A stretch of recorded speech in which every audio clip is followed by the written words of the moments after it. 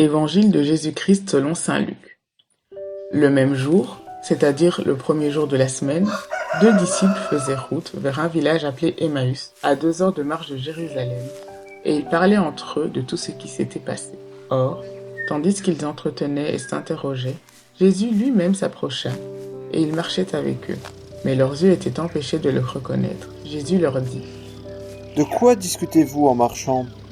Ils s'arrêtèrent tout tristes. L'un des deux, nommé Cléophas, lui répondit : « Tu es bien le seul étranger résidant à Jérusalem qui ignore les événements de ces jours-ci. » Il leur dit : « Quels événements ?» Ils lui répondirent : « Ce qui est arrivé à Jésus de Nazareth, cet homme qui était un prophète, puissant par ses actes et ses paroles, devant Dieu et devant tout le peuple. Comment les grands prêtres et nos chefs l'ont livré.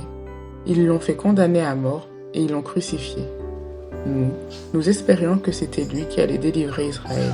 Mais avec tout cela, voici déjà le 3e jour qui passe depuis que c'est arrivé.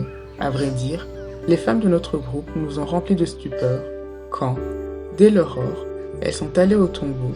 Elles n'ont pas trouvé son corps. Elles sont venues nous dire qu'elles avaient même eu une vision. Des anges qui disaient qu'il est vivant. Quelques-uns de nos compagnons sont allés au tombeau et ils ont trouvé les choses comme les femmes l'avaient dit. Mais lui, ils ne l'ont pas vu. Il leur dit alors : « Esprit sans intelligence, comme votre cœur est lent à croire tout ce que les prophètes ont dit. Ne fallait-il pas que le Christ souffrit cela pour entrer dans sa gloire ?»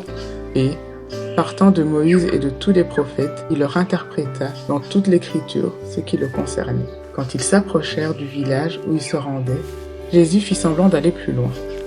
Mais ils s'efforcèrent de le retenir. « Reste avec nous, car le soir approche et déjà le jour baisse. » Il entra donc pour rester avec eux.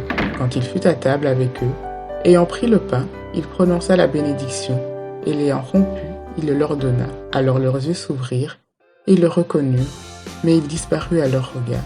Ils se dirent l'un à l'autre : « Notre cœur n'était-il pas brûlant en nous, tandis qu'il nous parlait sur la route et nous ouvrait les Écritures ?» À l'instant même, ils se levèrent et retournèrent à Jérusalem. Ils y trouvèrent réunis les 11 apôtres et leurs compagnons. Et ils leur dirent : « Le Seigneur est réellement ressuscité. Il est apparu à Simon-Pierre. » À leur tour, ils racontaient ce qui s'est passé sur la route et comment le Seigneur s'était fait reconnaître par eux à la fraction du pain.